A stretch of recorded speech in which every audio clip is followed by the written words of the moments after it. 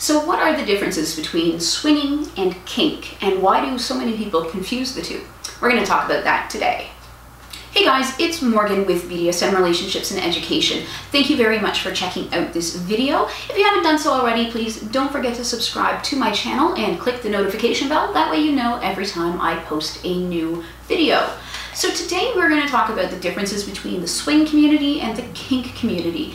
And I am going to be using a lot of generalizations here, and a lot of this is based on my own experiences. Now, I will admit up front that my experience within the swing community is very limited. Swinging is not something I'm into. I'm just not into the concept of it, and I'm really not that into sex, so of course I'm not going to be into the concept of swinging. And we're going to get into the definitions of what things are in just a moment. There is this sort of just overwhelming thing where the two cultures don't always see eye to eye on everything, and so that can create a lot of conflict or just sort of miscommunications. And so I want to sort of clear up from my perspective what the differences between the two communities are. Now, it's not to say that if you have to be one or the other and you can't go between both, because there are definitely people who go between both communities, but just to understand that they are two separate communities, even though we will often share the same spaces. Swing clubs will host kink nights, swingers often will come out to BDSM play parties, but what my goal here is to sort of help you understand where maybe some of these conflicts are coming from, but also just to educate you a little bit. And if swing is something that you're interested in, then you can certainly, there's 1,000,001 resources on the internet for swinging, and a lot of places will have, like if you live in a big city, will have their own swing clubs. Some of them, like here in Ontario, Canada, it's legal. We have what are called on-premise clubs, so they are private member clubs where people can engage in sexual activity at the club. And so we've got Toronto, the sort of famous ones are Oasis and M4, but there's all kinds of clubs around. I can think of probably 4 or 5 just in the general area around me right now. Actually, the kink night that is closest to me right now is held at a swing club. So, you know, obviously, like I said, the two communities do come into contact, but it's not always a positive experience, unfortunately. Oh, and so when people talk about the lifestyle, I've noticed that people are using that in reference to BDSM a lot more now. For the longest time, if you were in the lifestyle, it meant you were a swinger. And that's, you know, so that's the sort of frame of reference that I have. So it always confuses me when people are like, oh, are you in the lifestyle? Because I'm like, no. And they're like, oh, I thought you were like a BDSM educator. I'm like, I am, but I'm not a swinger. And we just have a different definition of the word.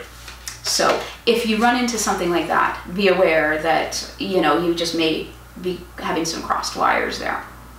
Okay, so very quickly, the swinging basically is the idea of couple swapping. So couples will meet up, they will swap, you know, with each other, and you can do a soft swap, which is just sort of no penetration, but like maybe some foreplay, or you can do a full swap where you would have sexual intercourse with each other. I hope I'm getting those terms correct.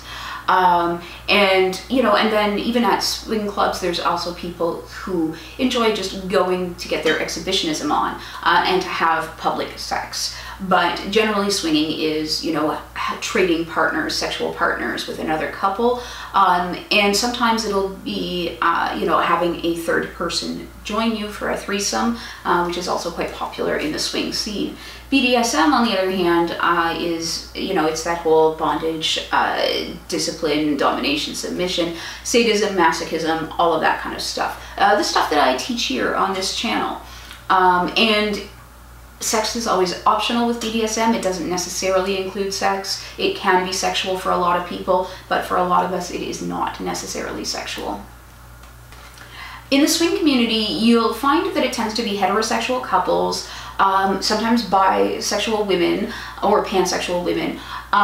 They do have a pricing structure which really discourages both single men and certainly gay men and gay couples. So usually you'll see, and this is where people will complain about gender biased pricing, where women will get in for $10, but the men will cost $50, you know, and things like that. So you get this real disparity, and you know, I'm not going to get into the problems with gender biased pricing. There are a million of them, and it just sort of depends on which perspective you want to take, because I get it from the guy's side of things, where they're like, why should I pay more than double what a woman is paying? That's totally unfair, and it is. And then from the women's side, there's a lot of like, well, when guys have to pay so much more, then they feel that they are entitled to sexual play or whatever. And it really creates a lot of problems, in my personal opinion. If you like gender based pricing, good for you, like, you do you. I'm just giving you my opinions here. But so you'll see a lot of that at swing clubs, and even at kink events that are held at swing clubs.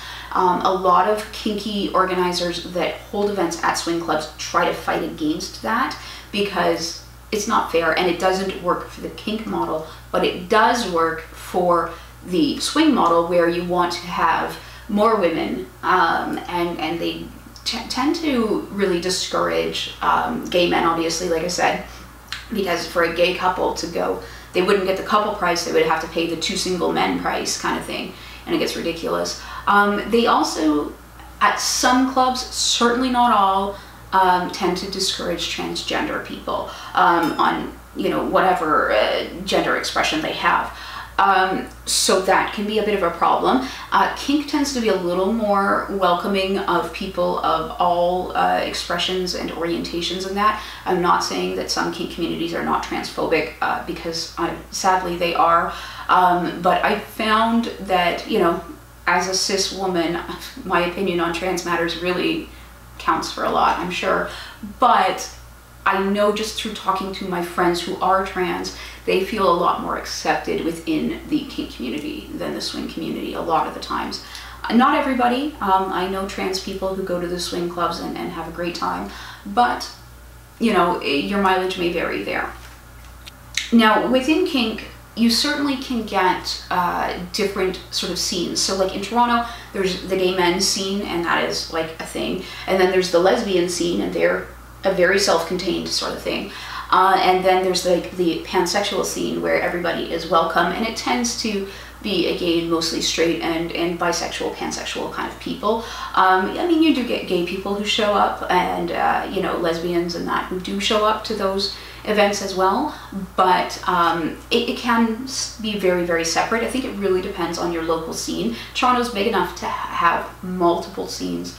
You know, if you live in a smaller area, then it's all going to be everybody together. When I first started out in kink, it was predominantly gay, and the straight couples or, you know, bisexuals and that were sort of the odd people out going to kink events, because they were run by gay men for the most part. So it's really changed a lot in the time that I've been involved.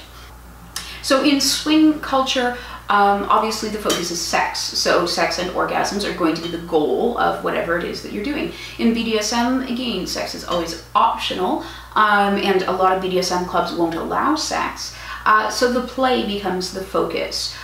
In swing culture, there isn't a lot of tolerance for the more hardcore BDSM stuff. I think it just freaks people out, to be honest.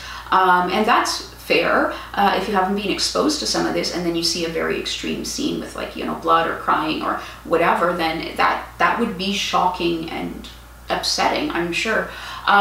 So in the swing culture, you know, people may do some very light, you know, light bondage or spanking or something like that as foreplay for sex, whereas in the kink community, you know, the spanking or the bondage or whatever can be the entire scene. That's the point of the scene, and sex doesn't even enter into the equation for some. I think a lot of people in the swing community as well don't get power exchange, and I say this because I've had so many different interactions with swingers, where I've been at a swinger club, always at a kink event, but as ones that were held at swing clubs with partners, and people have either touched my partner or propositioned them or whatever, and because of the dynamic that I had with that particular person, I would step in and say, excuse me, no, like, please take your hands off my property, or no, my partner is not available for play. And then they would think that I was being possessive and abusive, whereas that was our dynamic, and they wanted me to do that. They didn't want to be touched by strangers. They didn't want to play with strangers. So there can be that sort of disconnect where they don't understand consensual power exchange. And, you know, if my partner was in an abusive situation, that's good that they would find that support, but, you know, it's awkward, basically. I've also found a lot of times kinksters get really, really annoyed, and I will admit that I do too, when people use the dungeon furniture for sex, because I'm just like, you can have sex anywhere. Why? But I need that for a specific thing. But, you know, in swingers' defenses, or people who enjoy that sort of play, I mean, yeah, a spanking bench does present a kind of fun opportunity for a different kind of sex. So I get it. I just get annoyed. But that's my personal hang up, and again, the hang up that a lot of kinksters have. And maybe we need to, like, you know, chill out a little bit. It's, like I said, there's always going to be a bit of butting heads back and forth. I have found that cleaning practices tend to be differently enforced in both communities. In the kink community, you are responsible for cleaning up your play space after you're done. In the swing community, I see a lot of people have sex somewhere and then get up and walk away. And I'm kind of looking at it going, aha, gross. But then the staff come in and clean it up, and that's sort of the expectation at a lot of swing clubs, I guess. Now, that said, even when I'm at a dungeon, even if I've watched someone clean the space, I'll clean it before and after play, because I just don't trust other people enough. I need to clean it because I am a control freak, in case you haven't figured that out. So one of the big things where heads get butted together and there's a problem is the rules around play. So in the kink scene, we say that you are not allowed to interrupt scenes pretty much under any circumstances. There's very few, the building being on fire being one, where you could be like, excuse me, you may need to stop your scene because there's a fire. But, you know, short of that and a few other things, it's really emphasized that you do not interrupt people when they're playing. It's not the same in the swing community. People will, you know, comment or, you know, come closer than I feel comfortable with when I'm swinging a flogger and they're in my, like, area of backswing or whatever it is. People will ask to join scenes, and it's sort of like, you know, it can be disconcerting if you're not used to that sort of thing. Like, I'm from the kink community where I can just get into my zone and I know my space, and I know that nobody will step into my space, and if they do and I whack them in the head with a flogger on that backswing, they're going to apologize to me, not the other way around. So it can be weird. Another thing that I've noticed is that, and it's something that drives me nuts personally, but it's the shoulder rub. And the shoulder rub seems to be the way that a lot of swingers say, hey, how are you? And so they'll stop the moment you say no. Like, they're absolutely respectful in that way. It's just that in the kink community, I'm so used to people, not even my good friends, will hug me without asking first. They'll say, may I give you a hug? And because we really emphasize that you do not touch other people or their property, which includes their submissive and their toys and whatever, you know, so you don't touch without asking. So it's really different, we'll say. So I think that a lot of problems will stem from that particular thing, just that slight difference in culture. And again, I don't think either is wrong necessarily, it's just different, and that causes the problems. So one of the things that I've found, which is certainly not true across all kink spaces, but the ones that I tend to go to and frequent, is that booze and kink are usually kept very separate. I've gone to so many parties and people just will not drink. I've gone to parties, like play parties, that are dry. You know, no alcohol, no recreational substances at all. Whereas at a swinger party, you know, there's a lot of booze, and that's totally accepted in that particular culture. And I think because you know, it's just like a difference in what we're doing. You know, there are a lot of problems with sex and booze, and I'm not going to get into them right now because that's not the point, but what we do as kinksters can be very dangerous. You can genuinely harm someone. So if you are mixing booze in with that, it's just not the most responsible thing to do. I know some people do mix the two, and I've been to parties where people got drunk and played, and I wouldn't stick around because it's just not my scene. But it is very normal at a swing party or a swing event or in a swinger space to have a lot of booze going around. And just sort of to add to that, in the swing community, you'll often get like a lot of loud music and dancing and stuff like that because it's a party atmosphere where people can meet and mingle and everything else. At a play-focused BDSM event, so not like a fetish night, but like an actual play party, you'll find that the music is generally fairly low-key because you need to be able to communicate and negotiate with your partners, and people want to hear the sounds of play. You know, like the screams and the whack of like his paddle and just all that fun stuff. The giggles, the sadistic giggles that happen sometimes. So the music will be much lower, and there usually isn't any like dancing or that sort of thing. But there is almost always food. Kinksters love some good food.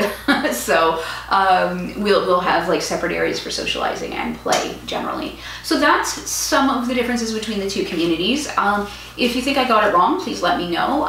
If you've noticed other differences between swingers and kink like communities, let me know what those are. I really hope I didn't offend anybody. It certainly wasn't my intention. I think that everybody should be able to do whatever it is that they want to do as long as everyone involved is consenting.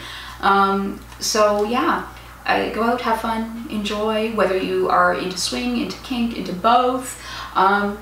But yeah, that's just my perspective, and I will admit that I am a little biased. Obviously, I'm a kinkster and I'm not into the swing scene, but with my limited knowledge, that has been my observations of the differences between the two, and it's something I get asked about a lot.